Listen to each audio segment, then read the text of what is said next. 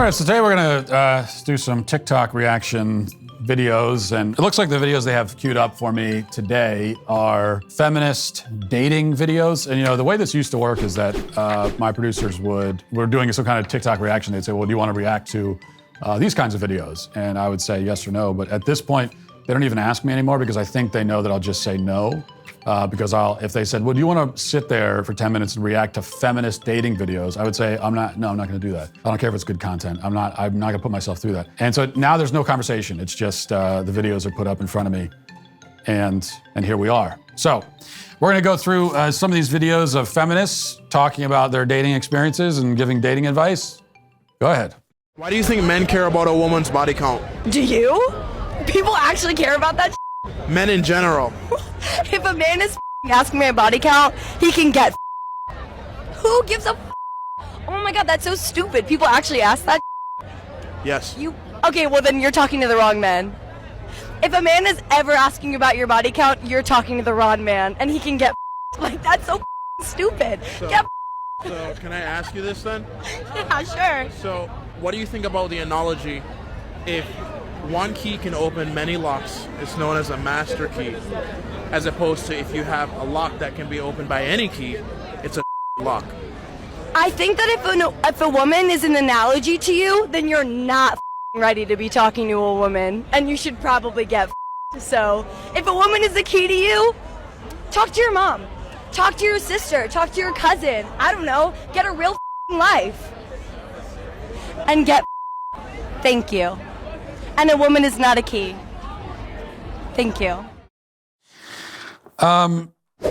So a few issues here. Red flags. If you're a single man looking for the woman of your dreams and someone that you might want to spend the rest of your life with, this is not going to be it. Before we even get to the content of what is being said, when you come across a woman who cannot say 2 words without dropping an F-bomb, he can get.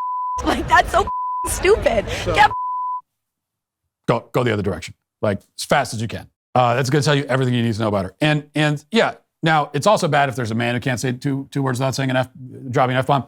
It's worse for a woman though. It just is. F you. And that's also advice for women in general. Like if you are having trouble finding a man, you might want to think also about how you're presenting yourself, how you're speaking, and you see there the problem. But then we look at the content of what she's saying. If someone even refers to it as their body count, of course, if you're an old fogey like me, maybe you aren't familiar with this lingo here, but body count means the number of people you've slept with. You ain't even trying to compare body counts. Should I keep going all day? I'm out. Now we call that body count. If you're talking to someone who even uses that phrase to describe their past sexual encounters, it doesn't matter what the number is. Again, go the other way. So it could be, if you're in a dating world, if you're a man talking to a woman, it's a good thing maybe to ask her, to say, what's your body count? Because if she says anything other than words to the effect of, my body count? What are you talking about? That's not how. Like, if she reacts that way to that question, it's a good sign. If she drops a number, oh, here's my body count, starts talking about her body count, bad. Whatever the number is, it's bad. I can think of nothing of a more it's like, it is literally dehumanizing. Okay, now you're just referring to, they're not people. They're not people who you had a sexual encounter with. It's not that, they're just bodies, right? Body count, that usually means dead. They're usually referring to people who've been killed. So now you're imagining this dead bodies in your wake. That's the kind of like image that comes to mind. So someone who speaks that way is already another big red flag. But yes, no matter how we put it, if you're talking to a woman who's had many random sexual encounters, then yeah, that's not someone who you want. Look, people can be reformed, they can change, they can go through like a conversion experience. People can change. We have to allow for that. Well, if it's going to help end all of this madness, I'll allow it. But a woman like this, especially, who doesn't even want to consider the possibility that it might be wrong to conduct yourself this way, well, then that tells you everything you need to know about her character, her self-respect or lack thereof. Just before you even get two words into this, we've got 50 different red flags. All right, let's go to the next one. Do you reach for your purse on the first date? Yes, always. to show my fake kindness. You know better. No, I don't pay for any first date. You asking me out. But you don't even do the No, like. I'm not gonna pretend. No, you know what it is. If the date is like $100, you'll be fine. Oh, you think that I go to a restaurant on a first date? You're assuming that I date men that would take me to a restaurant. Yeah, but my hand never like gets to the purse. Yeah, you don't touch. I don't touch it. I like play pretend, and then I'm like, oh, there, and then they pay. Yes, of course. I do it. It's like a guilt thing. I always reach to like show them. Well, okay, the other day, I dug around in here. I felt my wallet, and I just kept digging. And he was waiting for me to finish digging. And then he finally just paid. But I wanted him to think I was nice. Yes. And then, of course, they pull it out, and I say, oh, are you sure? The "are you sure" is good. If they don't pay for it on the first date, just the first date, I say no second date. I just think that's weird. Third date, we can start talking about that. What? So first of all, you expect them to pay on the first date, but then by the third date, you could talk about them not paying. So you want them to be less invested as time goes on. Shouldn't it be the other way around, if anything, that on the first date when they don't even know you, like they're not going to pay, but then as you start to have a relationship, now they are paying? Wouldn't you expect that to be the way that evolves? Oh, he's the Captain Obvious guy. But in general, I'm an old-fashioned person. I believe in chivalry. I believe in all that. I believe in gender roles. I do. Gasp. Yeah, I can say, I think all things being equal, it makes sense for the man to pay. But you as a woman cannot expect that. You cannot demand that. You have no right to be disappointed if you don't get it unless you also believe in chivalry and believe in gender roles. What you cannot do as a woman, now here's some real mansplaining. As a woman, pointing at you, you cannot recoil at the very idea of gender roles, but then expect them to pay. Because guess what, Cupcake? That's a gender role. So you can't, you know what? I'm going to discard all the gender roles that have to do with me, but then expect the man to still abide by every gender role that will benefit me. That doesn't work. You don't get to do that. Y'all can't have it both ways, man. So if you want to be an enlightened, progressive, feminist woman who I don't believe in gender roles, men and women are exactly the same, then pay for your own damn meal. That's it. You can't expect a man to, it takes two to tango. This goes two ways. Gender roles do not just apply to one person. You don't get to get rid of all the gender roles except for the one where you get to have a free meal, okay? No. So if you are a traditional-minded woman and you comport yourself that way, and you fulfill your end of the bargain, part of being chivalrous for a man is to be a man of dignity and a man of who commands respect and acts in a respectable way. If you also are that way as a woman, which means that you're not dropping F-bombs, you're not talking about your damn body count, guess what? If you have a body count that you refer to that way, you are precluded from having anyone pay for a meal for you. You're not that kind of woman. Sorry. I'm sorry. I'm not sorry. But if you comport yourself with dignity and you believe in tradition, you believe that men are men and women are women, and that's how you act, and you expect, and you want to find a man who has those same values, great. That's perfect. That's the way it should be. But you have to hold up your end of the bargain. You just do. In the not too distant past, private citizens used to be largely that, if you can imagine, private. What's changed? Well, the internet changed. Think about everything you've ever searched for, watched, or tweeted on the internet. Now imagine all of that data being crawled through, collected, and aggregated by third parties into permanent public records. To keep my data private when I go online, I use ExpressVPN. There are hundreds of data brokers out there whose sole business involves buying and selling your data. They don't even have to tell you who they're selling it to or get your consent either. One of these data points is your IP address. Data harvesters use your IP to uniquely identify you and your physical location, but you can mask your IP address with ExpressVPN. ExpressVPN reroutes my connection through an encrypted server that makes it more difficult for third parties to find me. If it sounds complicated, it's not, because all you have to do is just tap one button on the app and then you're protected. So if, like me, you believe that your data is your business, secure yourself with the #1 rated VPN on the market.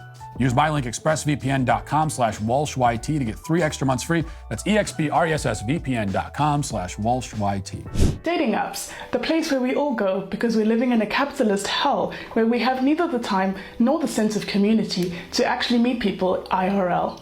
Hi, it's Celine Chica. Let's unpack the downfall of society, one Tinder bio at a time. Cut it. Stop it.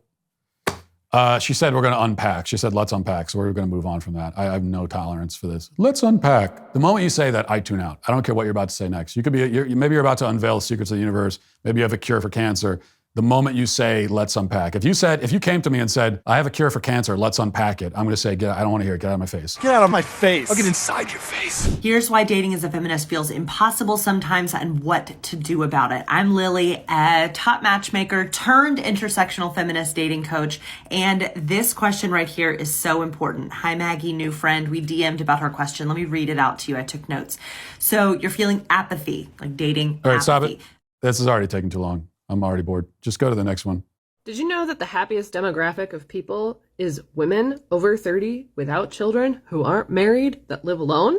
Welcome back to part 2 of things I learned from my feminist mother. You do not need to get married. My mother was born in 1952. For the first 22 years of her life, women were not allowed to have their own bank accounts or credit cards. This changed in 1974, thanks to Ruth Bader Ginsburg. When I was a little girl, I was obsessed with Disney and the idea that somewhere out there was a prince who was coming to rescue me. Each and every time I would bring up this fantasy, my mother would quietly and gently remind me, "Sweetie, it's okay if you never get married." She told me that marriage was not all it was cracked up to be, and that happily ever after was more often an image that people painted rather than a reality. And now, thanks to that lesson, I fall into the demographic of the happiest people on the planet. Oh, what a shock. I am 35 years old. I live alone. I am not married, nor have I ever been married, and I don't have any children. It's pretty fantastic. Shocking. Oh, yeah, really. You're exuding happiness. It's funny when people reference All right, pause it for a second. 30. Maybe, see, the Prince Charming never came for you because your hairstyle, you look like a My Little Pony. So that maybe if you hadn't done that, then you would have had the Prince Charming. Can you imagine this?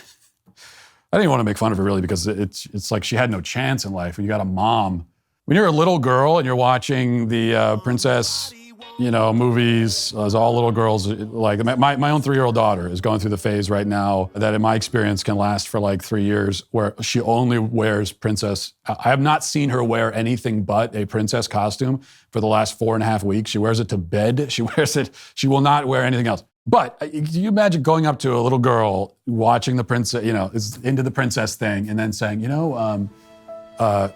that's not real. You won't be happily ever after. In fact, little child, you'll be better off living alone and dying alone. That's what would be good for you. So she claims that the happiest demographic are middle-aged, single women who live alone are the happiest. I guess this is one of those, what's the source? Trust me, bro. I guess this is one of those situations because it's hard enough to measure happiness. And so anytime you hear a new study indicates this or that about happiness, who's happy, who's not happy, it's just like, it's impossible to actually measure that scientifically, especially across entire demographics. What's the level of happiness in this demographic? It's not possible to actually do that in the first place. I mean, the only way you can even begin to measure happiness is to interview, ask people, survey people, and say, "Are you happy with this?" Survey says, It tells you what people will say about their happiness. And so, if this is true, I don't know what study she's based. Let's just pretend she's basing it on some study that found that single, middle-aged women without children who live alone are the happiest. Let's pretend there's some study that says that, and probably there is, because the study says anything. What that tells you is that single, middle-aged women without kids who live alone are the most likely to tell you when you survey them that they are happy. But that doesn't mean that they actually are. And in fact, in this case, we're pretty sure that it doesn't because they have a vested interest in insisting that they are happy. They want you to think that they're happy because they don't want to publicly confront their own unhappiness. And it isn't, this is where we don't need a study. We can use our own common sense and our own understanding of human nature to know that it is very, very rare to find. I'm not gonna say it's impossible. There's all there are some people who have a vocation where they're called to be hermits living in the woods somewhere, writing the next great American novel. I don't know, like those kinds of people exist. But for most people, happiness is shared. It is something that we find in our relationships, and especially our relationships with our families. That's how we're human beings. This is how we are meant to be. And so when you reject that, you are going to be lonely and you're not going to be happy. So instead, you'll dye your hair pink and blue and you'll make TikTok videos insisting otherwise, which is, that's the number one indication that someone isn't happy. If someone is on TikTok saying, I'm happy, that's the least happiest person that you'll come across. So.